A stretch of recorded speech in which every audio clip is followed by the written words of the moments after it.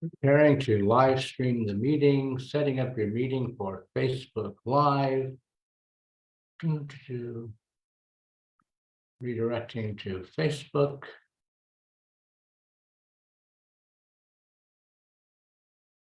Okay, we're on Facebook Live now. Okay.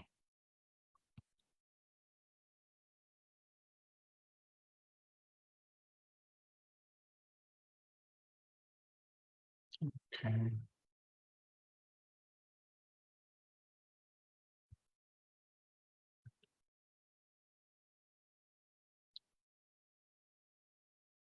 And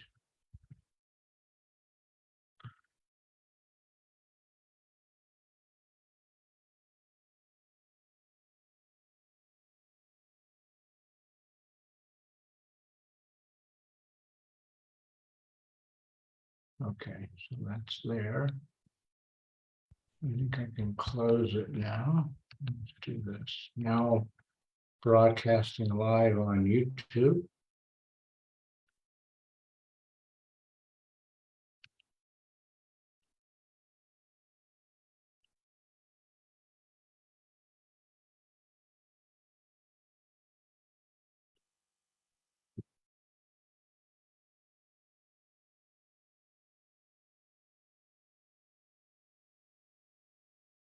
It's so weird.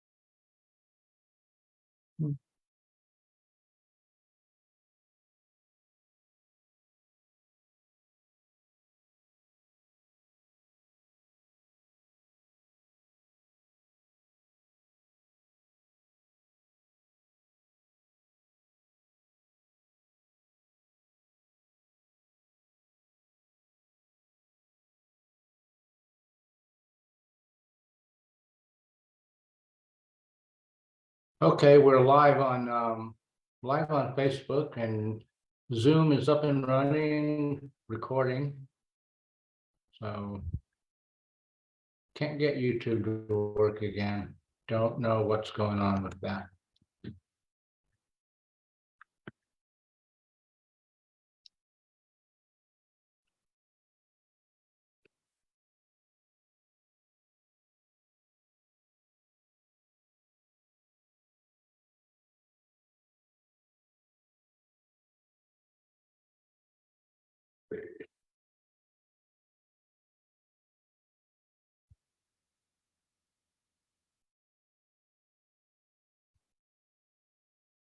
Okay.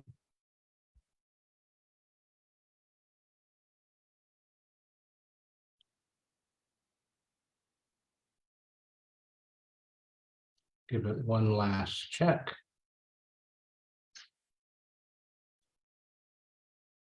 Okay. All right. We are live. We are on Zoom recording. Okay, so welcome everybody. Welcome to Wednesday Reflections for November 2nd. Broadcasting from beautiful St. Croix in the Caribbean Sea, turquoise waters of the Caribbean. So we're here on Zoom, we're here on Facebook Live, and you can join us on Zoom if you like, or join us on Facebook. So good to be here, talking with everyone. Thank you.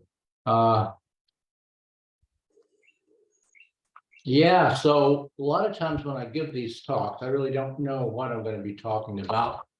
I just sort of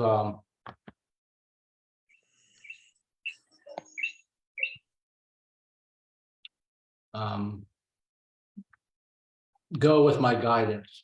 I get a feeling just before, or even sometimes during the talk, what I'm going to be talking about. But this week was a little different. I was pretty clear on what I'd be talking about tonight for a few days now. It's been coming up in a lot of different ways, all different kinds of ways. And that has to do with people being stressed out and overwhelmed right now. It's becoming like pretty much an epidemic. Huge swaths of the population are getting to the point where 50% or more of you report being so stressed out on a daily basis that you can't function. You literally cannot function. And so, is there anything you can do about that? And this is kind of like right up my alley, because, when I talk about the benefits of breath work, the breath work that I do, usually the first item on the list is banish stress, anxiety, and overwhelm. So it's like they were the two, breath work and the cure for stress, anxiety, and overwhelm were made for each other. So this is like exactly what I'm an expert at, and exactly what the breath work that I do is really good for.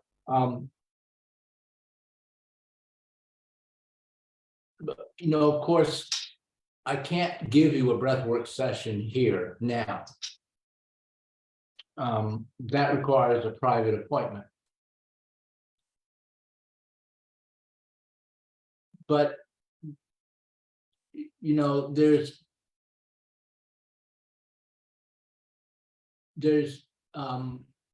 different ways of approaching this. Right now, what we're doing over this class thing is basically a sharing of conceptual information. And that's an aspect of working with the mind. And the mind also, you can work with it by using positive affirmations or guided visualization techniques. Working with the mind to discover hidden negative beliefs that you have and you don't even know you have them, which are affecting you. And you can, by getting quiet, with meditation, for example, that's one of the things we do at this class. So this class is basically mind oriented. I put some breath work in it, but it's going to be like 10 minutes, not an hour and a half. And it's more, it's like those could be considered like the transitional bridge techniques from mind to breath work. They calm you down and that lets you access and do the mind stuff more easily. So we like to say that the mind and the breath are the king and queen of human consciousness. So when you work with the mind, that's the king aspect. When you work with the breath, which is more receptive and receiving, you're not efforting, you're allowing the healing to take place. That's the queen aspect. And either one by itself will work eventually. A lot of people never do anything more, they never discover anything more than the mind king aspect. So they're always working with their mind, trying to improve the quality of their thoughts, trying to raise the quality of their thinking, raise the vibration of their thinking, and that is good, and that will work. But if you add to it the queen, the breath work, now you've got the king and the queen both in your corner, and everything just works so much faster.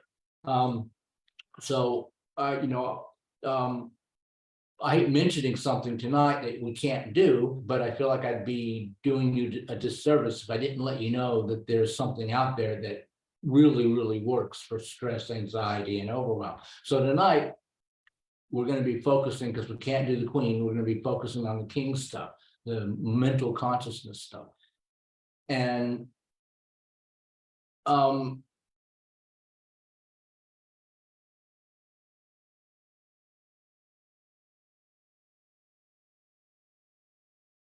what, and I'll be sharing some insights that people come to after working with the queen. You get settled and calm, and the stress goes away, and then that's really a lot of the credit for the so-called miraculous healings, physical miraculous healings, is from that. Because when you're stressed out all the time, when you're chronically stressed, as we are in this society, which is why 50% of people are getting to where they can't function. Stress is good. It's a natural response to a life-threatening situation. So like, if you were in the prehistoric jungle and the saber-toothed tiger was chasing you and you needed to get away, the stress hormones would kick in and you'd have a fighting chance. And then once the tiger was gone, the stress response would turn off. But in the modern world, our stress responses never turn off. They're constantly running because we have the perception, it's not necessarily true, but we have the perception that the stressful situations never stop. We have financial worries, financial instability, political instability, wars possibly breaking out, climate change, pandemics. We're trying to balance work and life in the midst of all of this and remember everything that we have to do. And so it just seems like it never stops. So your body feels attacked all the time. And so it responds the way it's evolved to respond, by releasing stress hormones. So when the stress hormone is a one-time thing to help you get away from the tiger, that's fine. But when those chemicals are circulating, those stress hormone chemicals are circulating in your body all the time, you start to attack your own body, basically. You're making yourself sick. Your immune system goes haywire. Your immune system starts fighting against the invasion of your own stress hormone. And so you literally are making yourself sick. So the breath work puts you into a different physiological state. It just stops the stress. You breathe in a certain way and the stress response turns off. And then when you experience that, now you know the difference. A lot of people have been stressed for so long, they don't even know what the difference is anymore between being stressed and being relaxed. So now you know the difference, and you can sort of like aim yourself towards the more relaxed, less stressed out state. So you're not in constant stress all the time. So you're not flooding your body with stress hormones all the time. So basically, once you stop attacking your own body, the body's natural healing ability will heal it. And it will begin to heal itself once you give it a chance. And then that is where in many instances, a lot of the so-called miraculous healings come from that, from just getting you to stop making yourself sick. And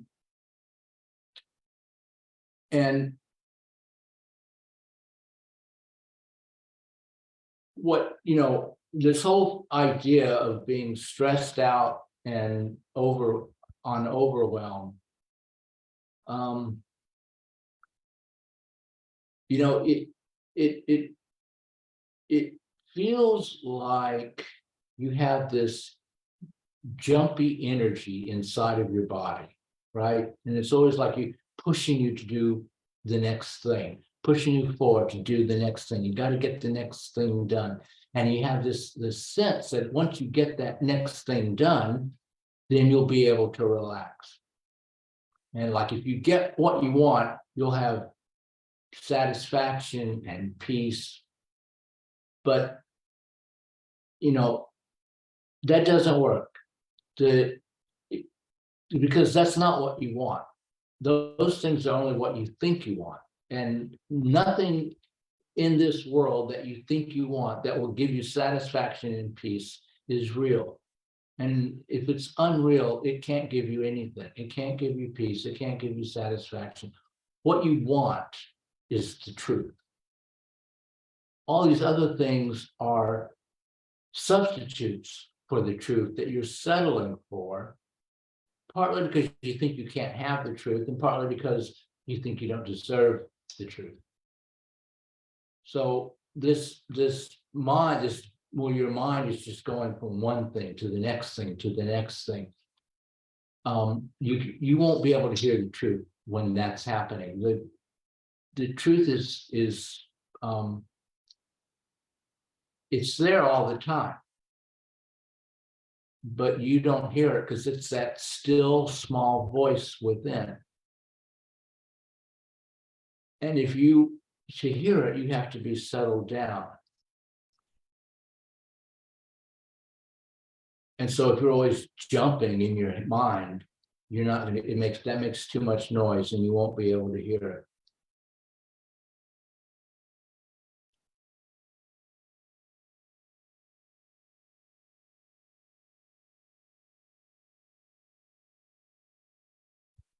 And it becomes like a vicious circle, right? This sense of stress and anxiety and overwhelm that arises in your experience. It seems like there's no escape from it. There's no way to make it stop. There's no way to get out of that vicious circle. And so you're just locked into it. And so there's no way to hear the voice of truth within you. If you could hear the voice of truth within you, it would guide you out of that vicious circle. But so it's a catch-22. How do you hear it if you can't hear it inside the circle? So how do you get out of the circle, right?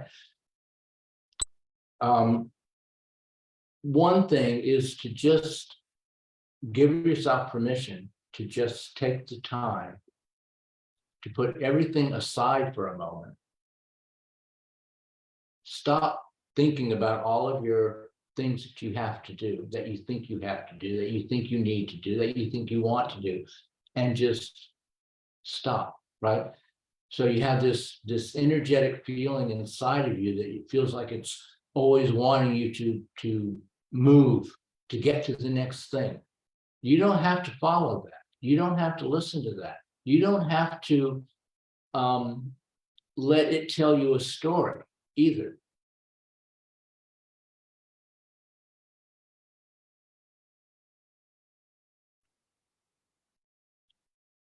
Instead of following the thought story that it wants you to believe in, you can just focus on the energy. How does that energy of needing this urgent sense of needing to move forward, how does that make you feel? Not how does that make you feel in terms of you're thinking about, now how it makes you feel. You're telling yourself a story. Well, it makes me feel bad. It makes me feel nervous. Forget the words. Tune into the energy. What is that energy like inside of you? How does that energy inside of you feel? Like really feel the feeling. Energy is a feeling and it wants to be felt. Doesn't want to be talked to or discussed or contemplated or thought about. It wants to be felt. That's how it communicates. You've got to communicate with people in the language that they speak, and energy's language is feeling, felt energy, the sense in the body of how it feels. And so you focus on how it feels in your body, and now you're accepting it. You're not resisting it. You're not fighting against it. What you resist persists. If you just keep fighting against it, it's just going to get worse. It's never going to go away. So you simply allow it to be as it is. You feel the energy as it is and just let it be whatever it is. And what you'll find is the energy integrates. You get calm, you get centered. You no longer have this sense of urgency pushing you forward, making you feel like there isn't enough time to do all the things you have to do.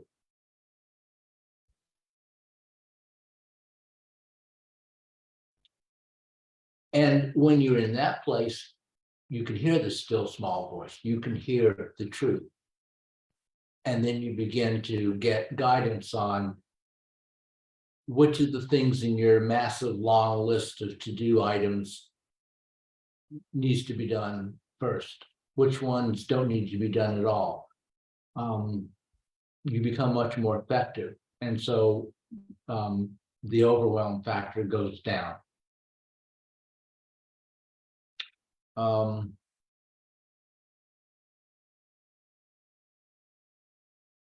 I mean, part of the whole, part of the cause of overwhelm is feeling like there's not enough time, right?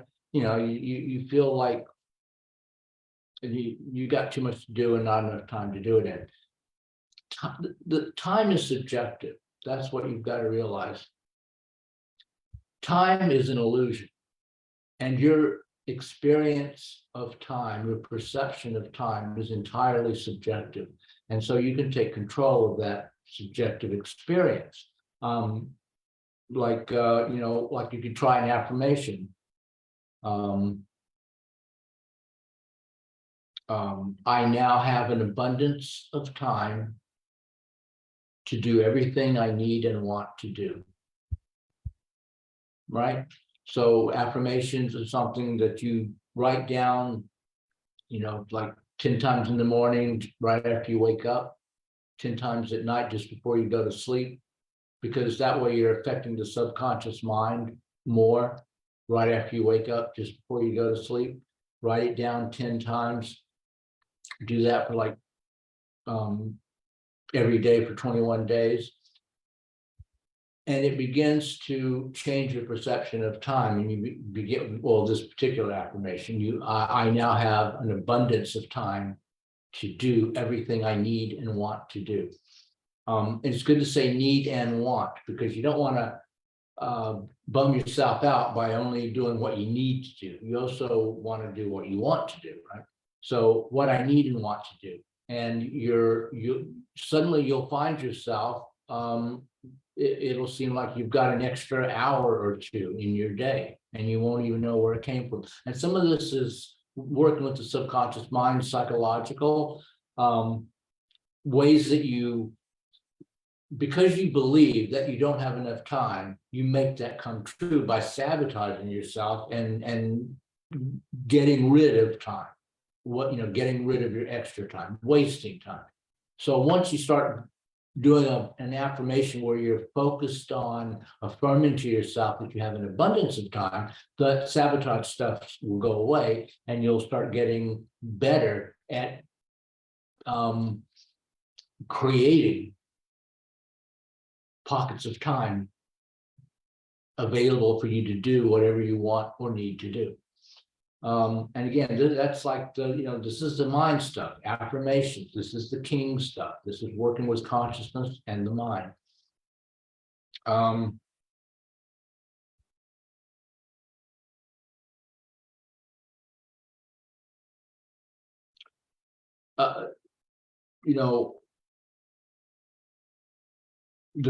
so like another source of overwhelm is actually the birth experience, especially if you were born in a hospital, because even if you had a totally perfectly normal birth, no complications whatsoever,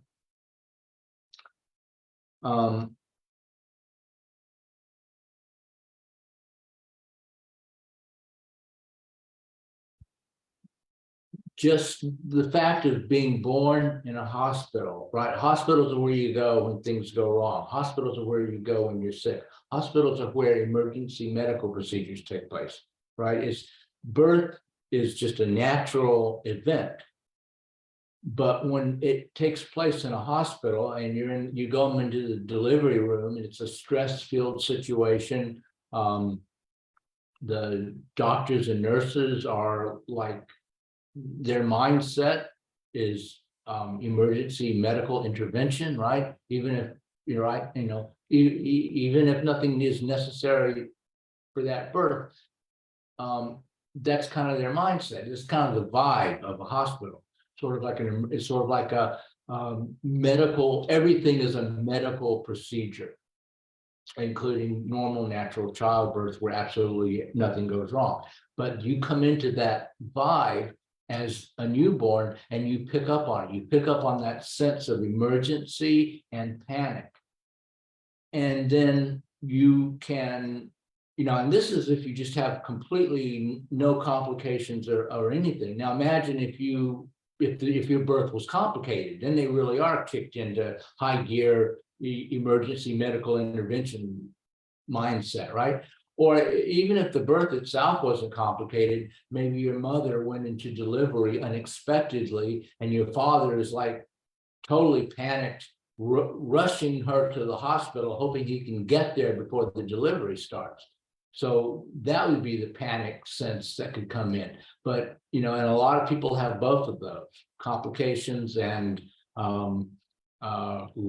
last minute getting ready for delivery and all that.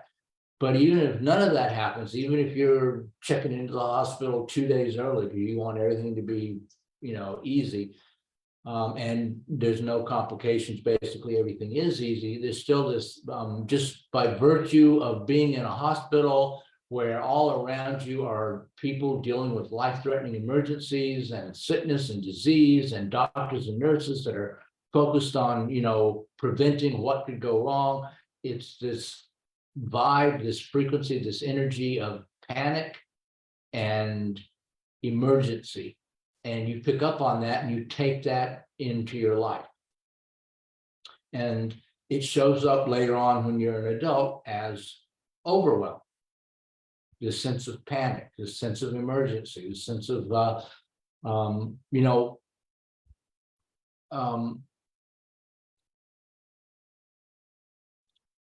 when you pick that up at birth, it's not like you're believing a story or taking in a concept, because you don't do that yet. You don't have words. It's more as a newborn, you're picking it up in a physiological way. It's not conceptual because you don't have words yet, but it's more a fundamental physiological, energetic disposition towards life that you adopt. Where life feels like something you have to be ready for, something you have to steel yourself against. And so if you're going into life with that fundamental disposition, that kind of stance to life, that attitude to life, if you don't have an emergency, guess what? You're going to create one. You're going to create them. So you spend your whole life creating deadlines that you don't meet or can't meet or have to struggle to meet for yourself. You spend your whole life creating emergency situations that you have to deal with to honor that fundamental disposition towards life that you adopted at birth because you believe it and you want to be honest and truthful with yourself. And so like one of the things that rebirthing breathwork does is you integrate that sense of panic and emergency situation from birth. And now you don't need to create overwhelm for yourself anymore.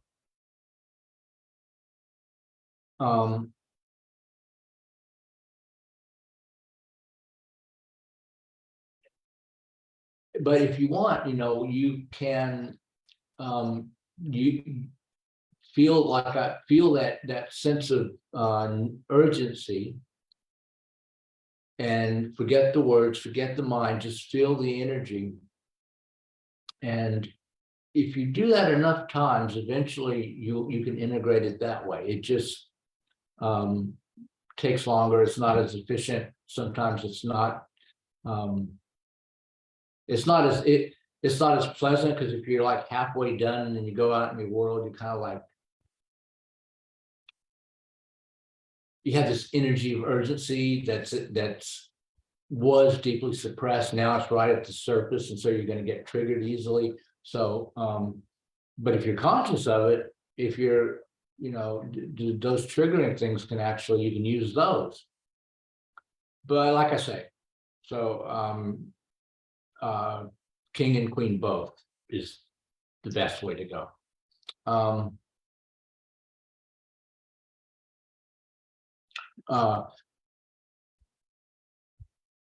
but it's just to show you how the sense of overwhelm, a lot of it has to do with just this energetic dispositions that you have in your body from early on that get carried forward into adulthood and then get manifested in your outer experience. But because it starts inside, and that's where the still small voice is as well. That's why you want to get centered, use whatever techniques you have to get centered and hear the still small voice and hear the energy of whatever is, in this case, we're talking about stress and overwhelm. And you can really effectively handle a lot of this stuff in these ways. So some like kind of like down to earth practical aspects or recommendations, tips. One way of defining overwhelm is it's the belief that you have more things to do than you can keep in your mind all at once. And that, it's like if you just have one or two things to do, you don't get overwhelmed. If you have like 30 things to do and you can only remember, keep in your head at one time like 10. I don't mean like remember, or like if you think about it, can you remember? But I mean having them all in your head at the same time. 8 or 9 is the max for most people. So if you've got 30 things, you can't do it. And that leads to feeling overwhelmed. And so one of the easiest ways to deal with that is just make a list. Make a list of everything that you have to do. That way you don't.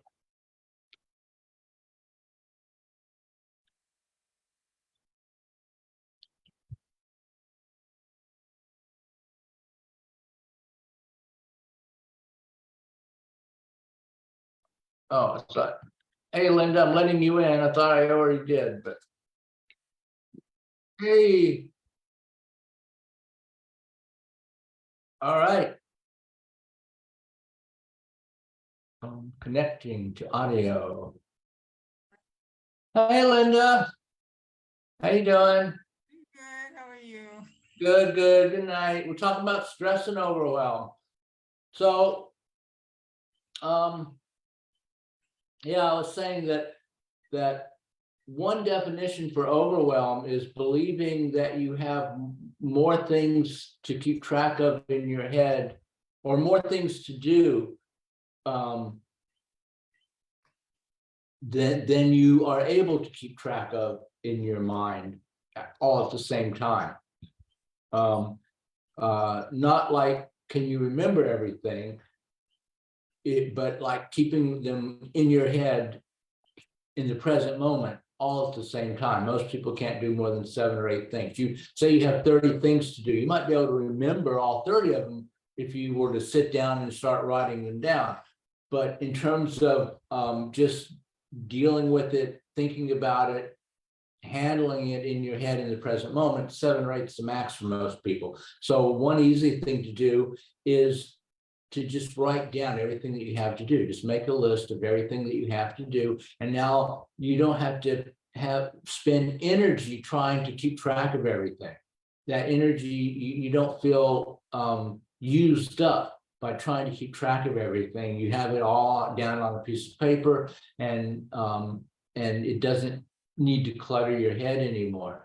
And it feels controllable. Another good thing about taking the time to write it all down, see, that's what's going to happen is you're not going to want to take the time to write it all down. People who are in overwhelm are so stressed out and their minds are so jumpy and jumping from thing to thing to thing to thing, they don't feel like they have time to stop jumping from thing to thing to thing and just settle down and start writing. You've got to get a little calm and quiet before you can start writing. And this sense of energy, the inside you, this energetic feeling of urgency, like you have to go forward and do the next thing.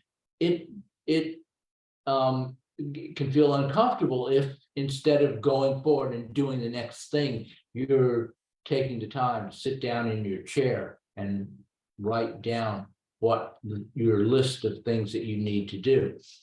But you need to tell your mind that writing down the list of things that you need to do is part and parcel of doing the next thing. You also need to just exercise control over your own mind. Your mind may not want you to sit down and take the time to write, but if you do, you'll be better off in the long run. And because getting it all down on a piece of paper gives you the opportunity to get to go quiet and get calm and centered. It can be like a very meditative experience. And that lets you get calm and centered. And then you can hear the still small voice within. So instead of rushing around hysterically, always feeling not peaceful and unsatisfied, you cultivate that sense of peace within, which allows you to hear the small, still voice, which is telling you the truth, this voice of truth, basically. And so now you're hearing the truth. You're getting what you really want as opposed to what you think you want. And that will help you to be more effective at getting your list of worldly things done. When you have your list, then you want to do the things on the list. And there's 3 ways to go about that. And it kind of just depends on your personal preference. And maybe also sometimes on exactly what the situation is and what it is that's on your list. But anyway, the basic idea, the three ways of doing it is you do the hardest thing on the list first. And that's because once you get the hardest thing done, you'll have such a huge sense of relief. You'll feel so good that you got that really hard one done, that you'll have it'll be like a boost of energy for you to tackle the rest of the items on your list, because it'll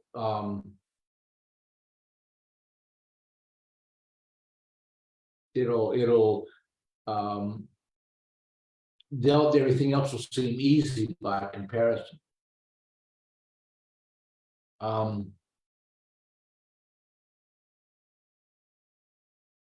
So you just do the hardest one first, and like that's the technique that I usually use. And it's always easy to tell which is the hardest one. It's the one you dread the most. It's the one you've been putting off the longest. It's the one that, you look at your list and that's the one you really don't want to do. And it's usually just one. So you do that one first, and then the rest of the list is easy. It's usually trying to avoid doing that one that is why you have 30 things on your list in the first place, and it doesn't seem like you ever get anywhere. And another approach is to do the most important thing first, which makes logical sense. And I guess it might apply in terms of, like, if you've got a hard deadline, everything else can wait, but this has got to be done today, or you're going to get in a lot of trouble. So if it's most important like that, then yeah, do the most important thing.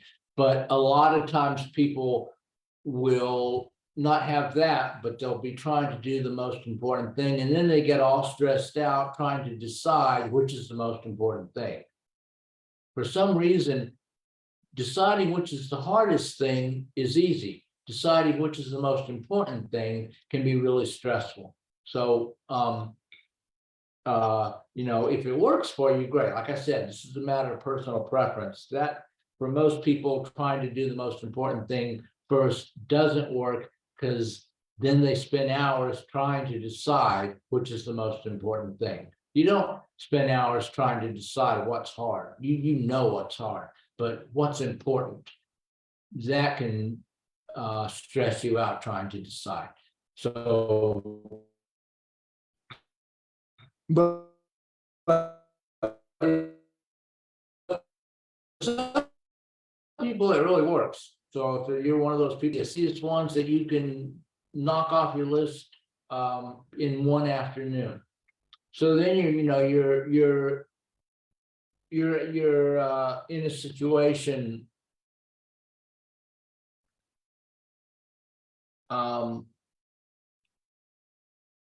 you know, that way you're in a situation where, like, in one afternoon you got half your list done, and that gives you like a sense of achievement and a sense of progress. You get like a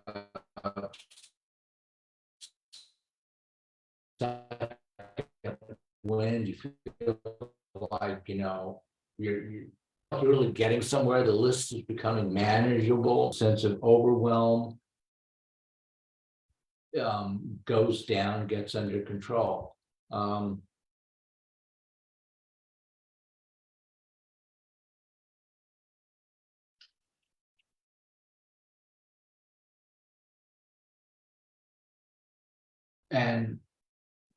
But the main thing is to get it down on paper so you don't have to carry it in your head all the time, and to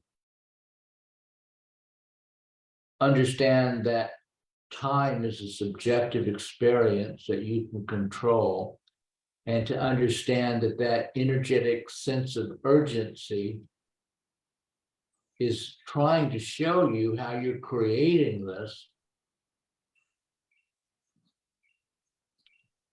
so that you can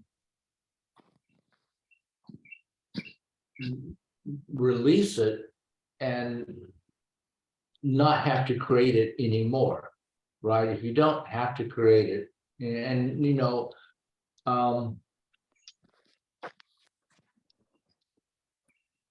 you don't have to do that. You don't have to follow that. You don't have to follow those thoughts. You don't have to create that. You can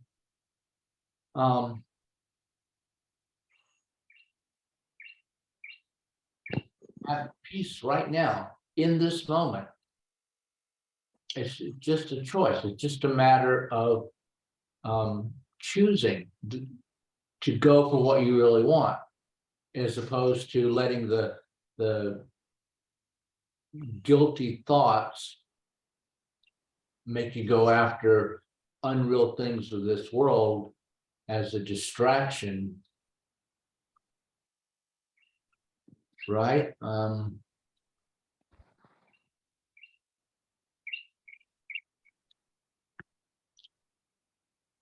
Again, it has to do with that. It's like a part of that fundamental disposition towards life.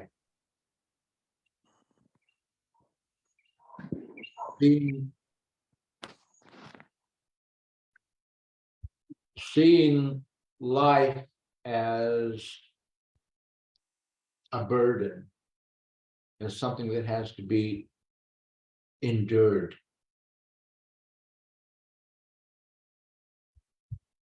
As something that has to be survived or gotten through.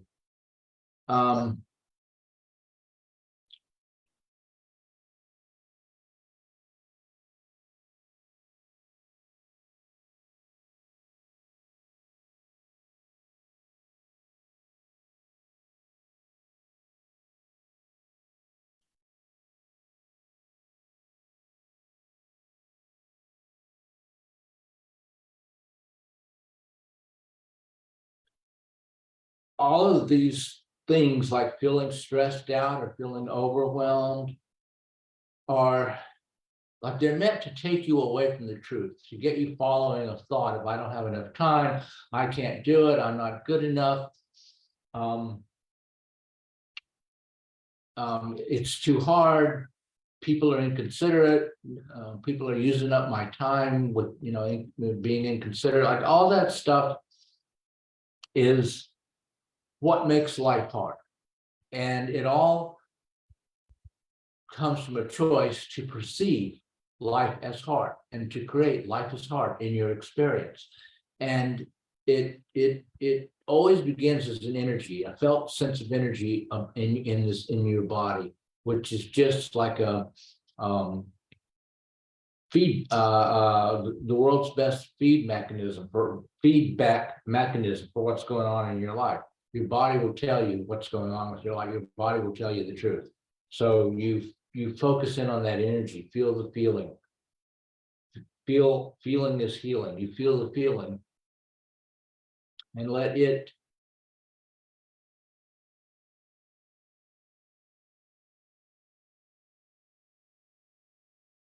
instead of suppressing the feeling by telling yourself a lie about the feeling, which keeps you trapped in delusion. You feel the feeling, so you're telling yourself the truth about the feeling.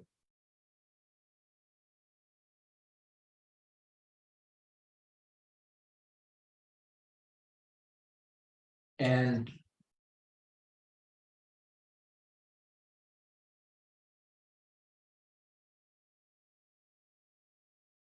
the truth is that anything that arises in your perception of the world that involves you being anything other than fully joyous, any perception or experience that arises within your perception of the world that tells you you're limited or not good enough or not loved or not, anything negative is a lie. And that's what the energy is showing you.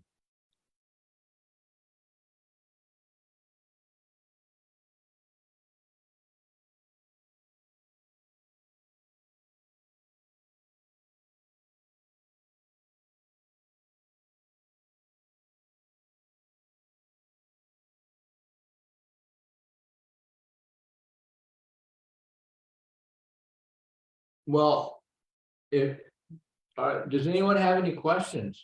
Let me go on Facebook and see if there's any questions over there also. Okay, how do I do that? Okay. View stream on Facebook.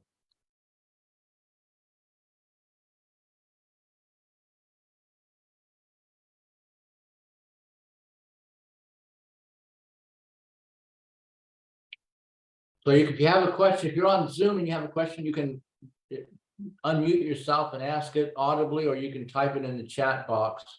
If you're on Facebook and you have a question, you can just type it in. So there's like a delay though. So I'm asking for questions on Facebook. If you have any, you feel free to type them into the chat box. You can also use the chat box if you're on Zoom.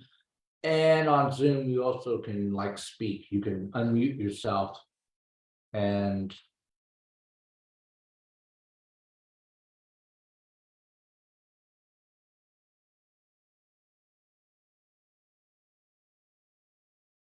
so let's see. All right, I'll try to keep Facebook open so I can watch the chat box and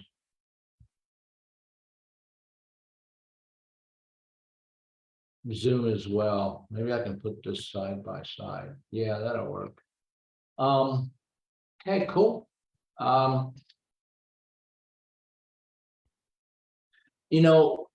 And like I was saying at the beginning, the mind and the breath are the king and queen of human consciousness, and working with affirmations, guided visualizations, making lists of what you have to do, doing the hardest thing first or the easiest thing first.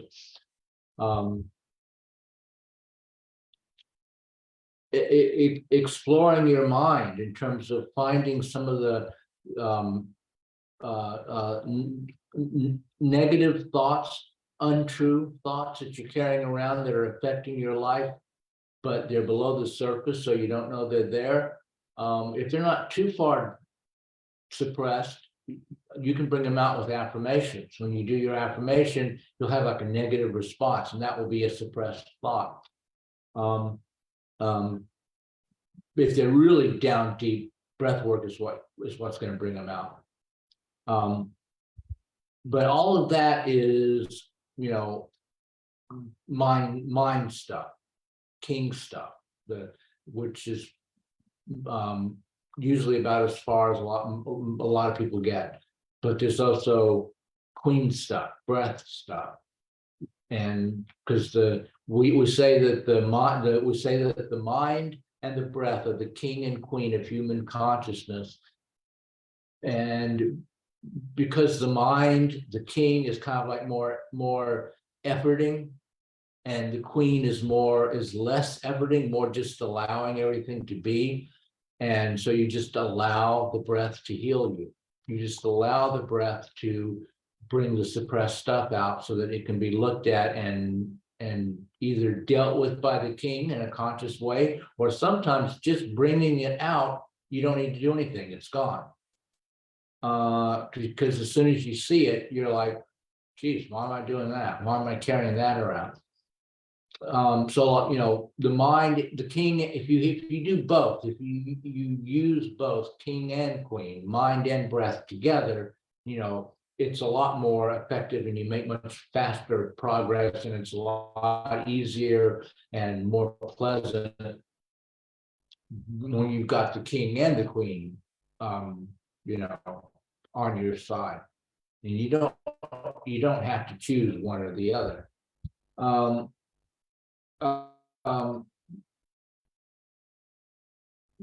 But both of those are kind of just ways of disidentifying from your experience of your perceptions in the world, so that you begin to realize how much of that is self-created. You begin to not just think, not just as some kind of interesting philosophical theory, but you actually begin to experience the energetic response of your own body to what's going on out in the world, and how there's like an interconnection between the two. The energetic response of your body and what's going on outside in the world feed into each other, become like a feedback loop. They're connected. And you actually are, everything is mind, and you're actually just projecting. Whatever you perceive, first you projected. It wouldn't be there for you to perceive if you had not projected it first. So first you project, first you decide within how you want to be. Do you want to be calm and listening to the still small voice, the voice for truth? Do you want to be aiming your consciousness towards truth, or do you still believe you don't deserve truth because you still think you're guilty and you need to run away from truth because you're afraid of being punished? So you're going to project an outer reality that will keep you focused on what's going on out there, out in the world, so you don't have the chance to hear the truth. And you can have right this moment, you can have peace, just choosing for truth and to hear the still small voice within right now. So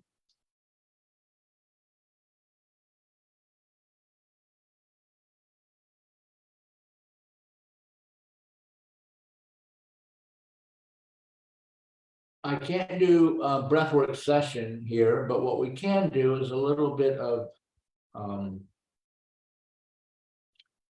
meditation, and we'll begin with some breath work, a short breathing exercise. And so especially if you're feeling stressed and overwhelmed, I would encourage you to use the next 10 minutes or so to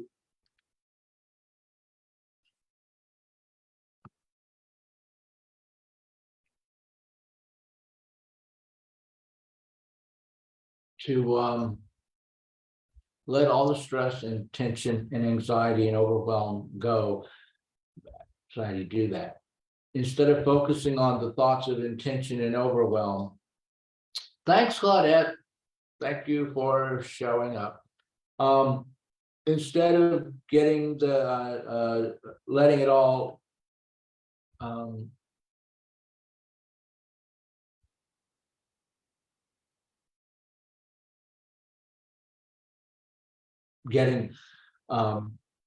getting you to follow it, focus instead on the awareness behind the breathing. Right. First, you start off focusing on the breathing. Eventually, you move to focus, and I don't mean like 20 years from now. I mean tonight, focusing on the awareness behind the breathing, and that will allow you to find this core of inner peace that is always there, no matter what, even if it doesn't seem like it, even if it seems like the world's gone crazy.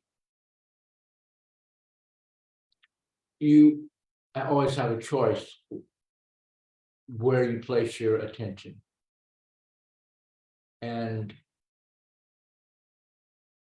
you becoming as crazy as the world isn't going to help the world one bit.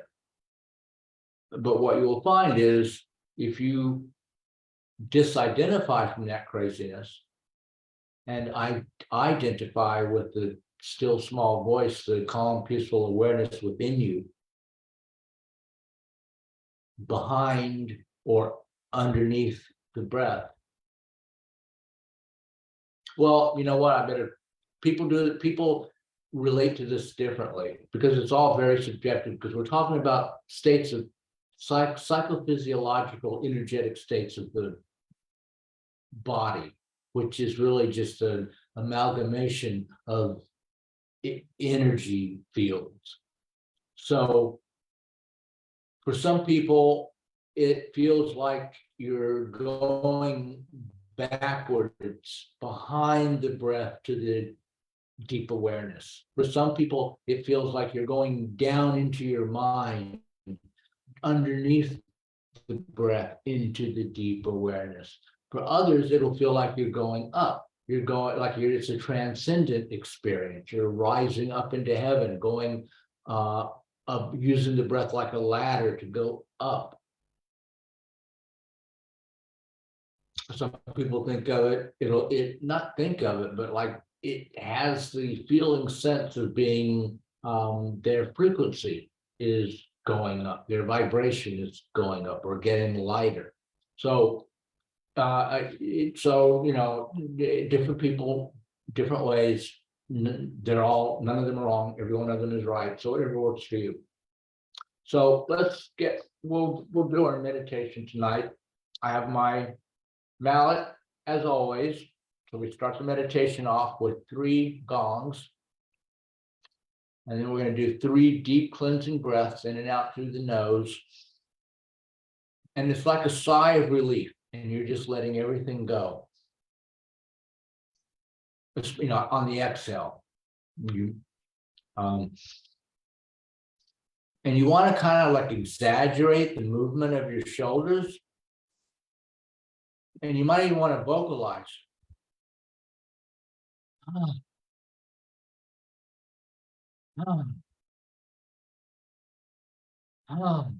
And you could even, if you're vocalizing it, breathe out through the mouth. So it's like a sigh of relief, like, like if you had a near miss, like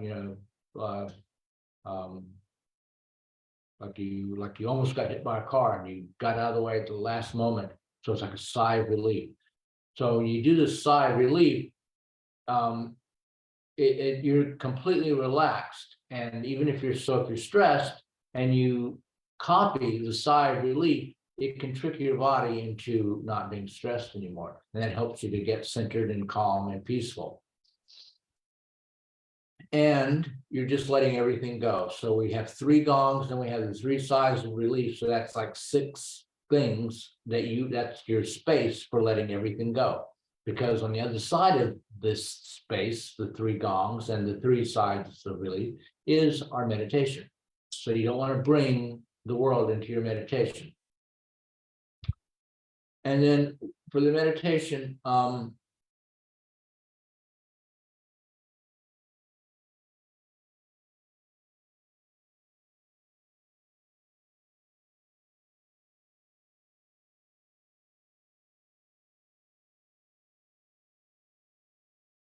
let's do box breathing.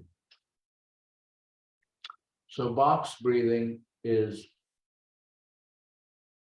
the inhale is a certain number long. You breathe, box breathing is all through the nose. You inhale, you breathe in for some number of seconds.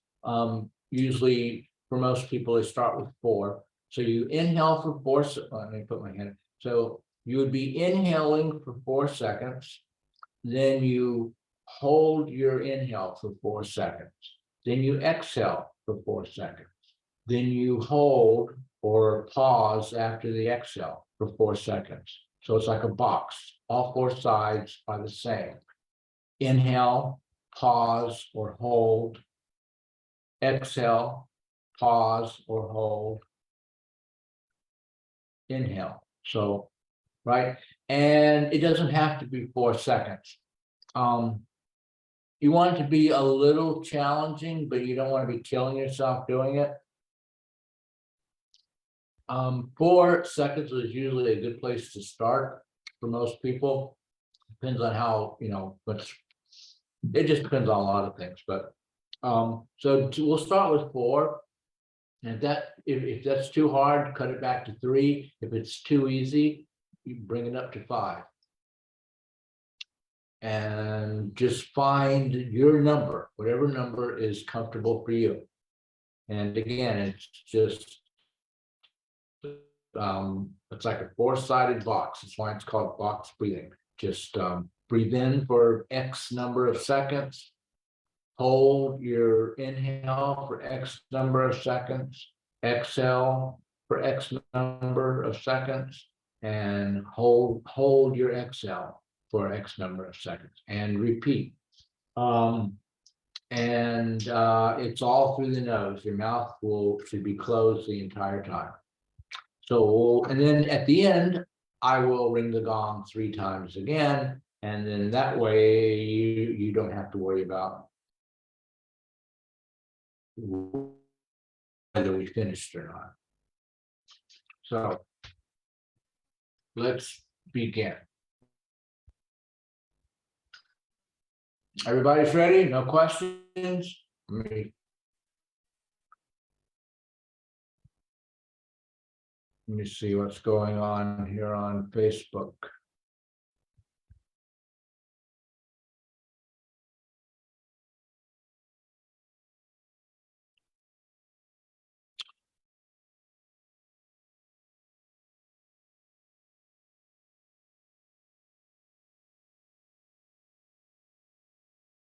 Okay, just to let you know, I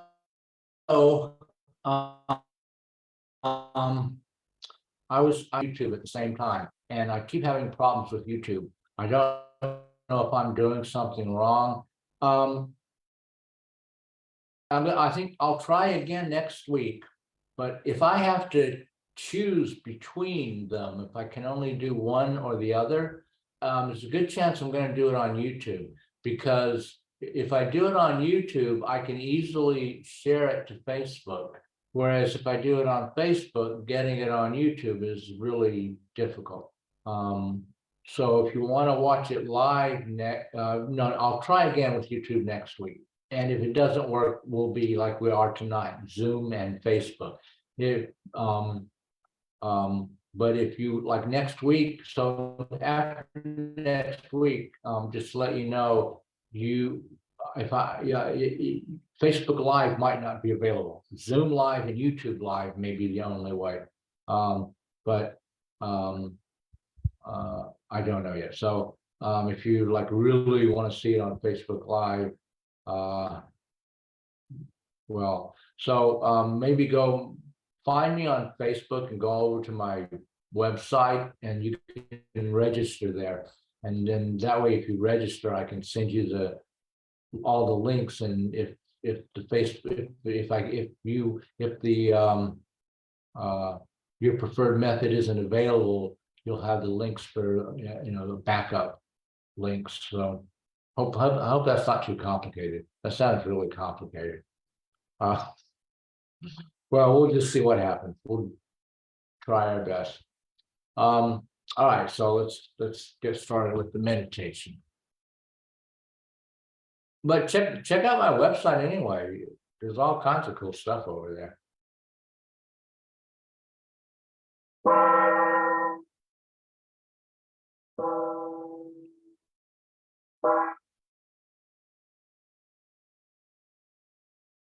Three deep cleansing breaths.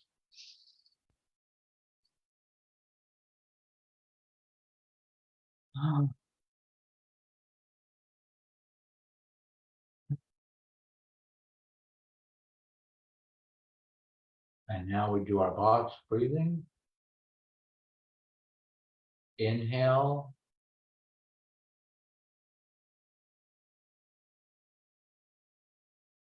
One, two, three, four. Hold. 1, 2, 3, 4.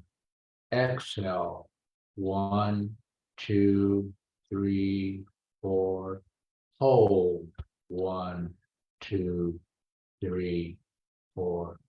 And so also you can just, once I'm going to stop in a little bit and you'll be taking over. You don't have to time it with an Olympic chronometer watch for measuring races. It just normal counting, most people will be close enough. Right. So just count 1, 2, 3, 4. That'll be close enough. Okay. So sorry. Let's begin again. Inhale. Hold. 2, 3, 4. Exhale. 1, 2, 3, 4. Hold. 1, 2, 3, 4. Inhale. 1, 2, 3, 4. Hold. 1, 2, 3, 4. Exhale. 1, 2, 3, 4. Hold. 1, 2, 3, 4. Inhale. 2, 3, 4. Hold. 2, 3, 4. Exhale. 2, 3, 4. Hold. 2, 3, 4. Inhale. 2, 3, 4. Hold. 2, 3, 4. Exhale. 2, 3, 4. Hold. 2, 3, 4. And just continue counting for yourself. And I'm going to get quiet and join you.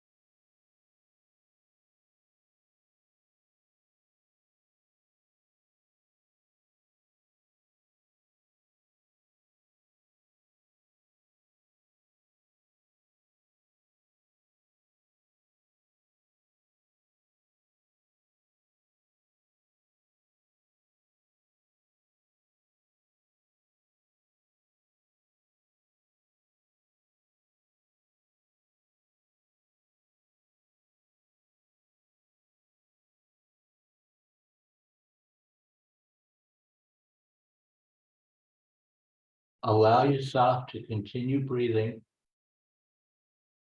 Keep up your box. But ask yourself, who is watching you breathe? Who or what is aware of the breathing?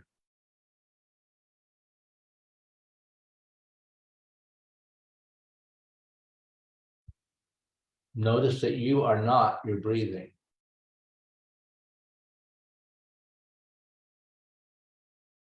And you can think about your breathing, but that's not you being aware of your breathing. You are aware of the breathing and of the thinking about the breathing if you're doing that. So, who is the awareness behind the breathing? Who or what is aware of the breathing? Go behind the breathing to that place, or underneath it, or above it. Whatever suits you, works for you. So just continue with your box breathing and find that place of awareness.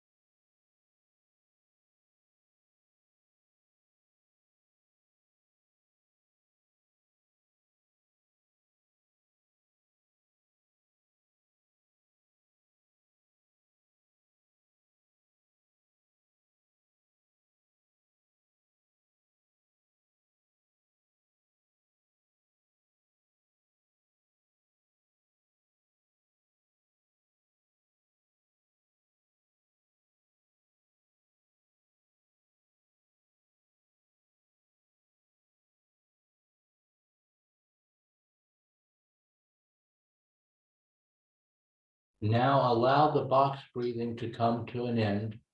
You're no longer doing the 4 equal sides. Just let your breath go to normal. Inhale, exhale, however you do. But rest in the awareness behind the breath. Be that. Be in that awareness. Be that awareness behind or underneath or above the breath as you breathe normally.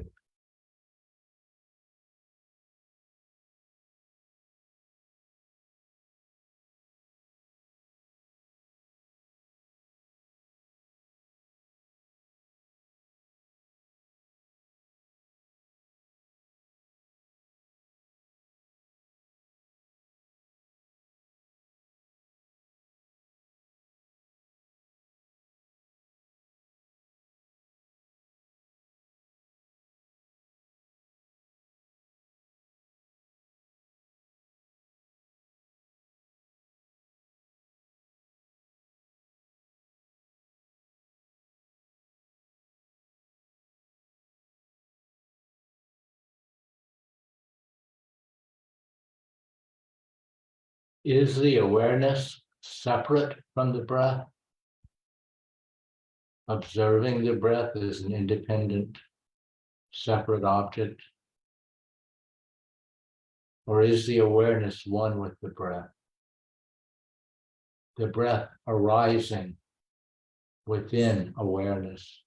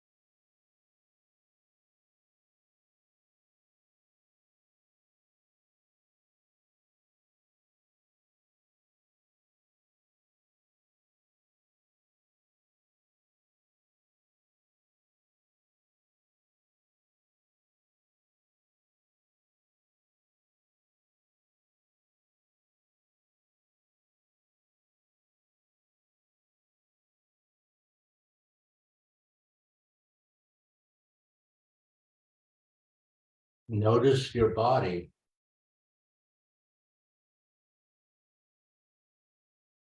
As you rest in that awareness, does your body also arise within awareness?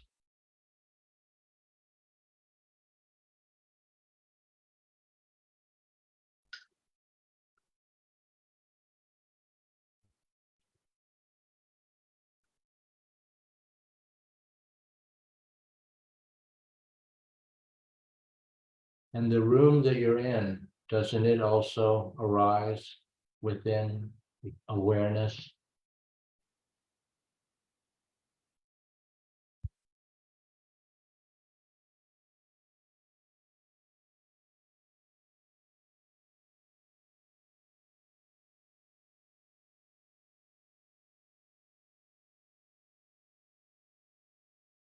In fact, the entire world, the entire solar system and galaxy, universe, all of existence truly arises within your awareness.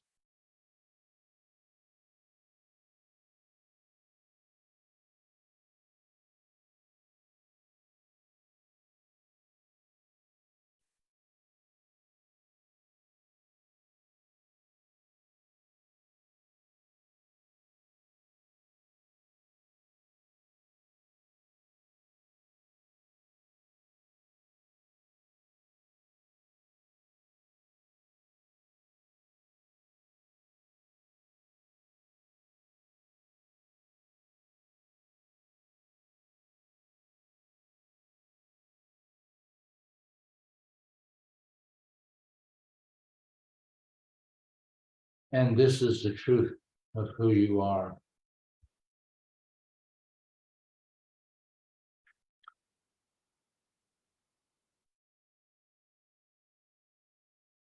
You don't get stressed. You don't get anxious. You don't get overwhelmed.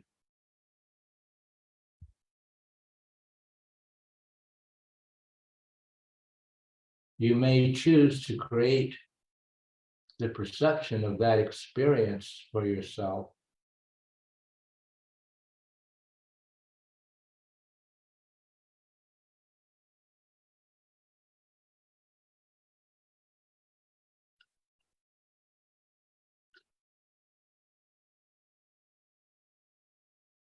But it's an unnecessary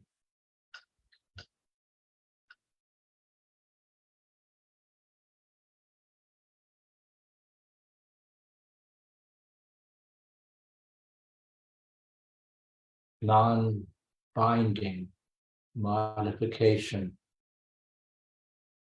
of reality.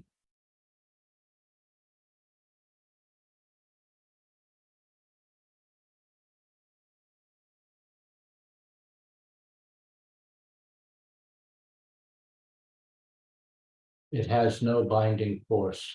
You don't have to do it. You are always free in every moment to make another choice.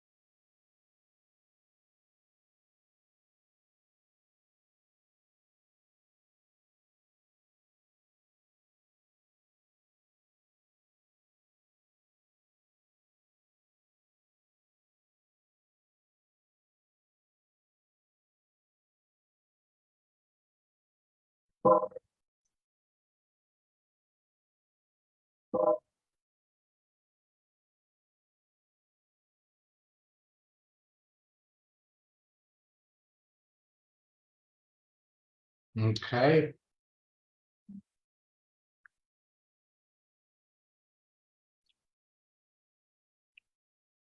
Um, hmm.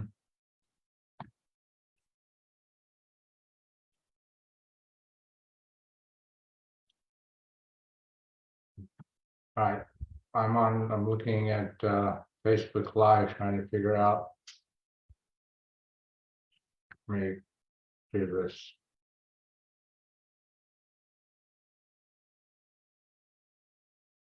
Okay, all right. All right,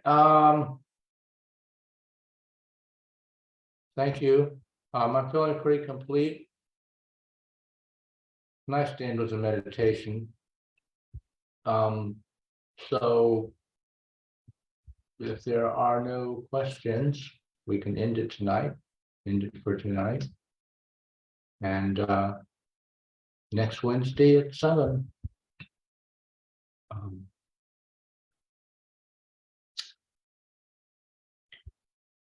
Thank you. Thanks, Linda. All right. Good night, everyone. I'm gonna end the Facebook first. Stop live stream.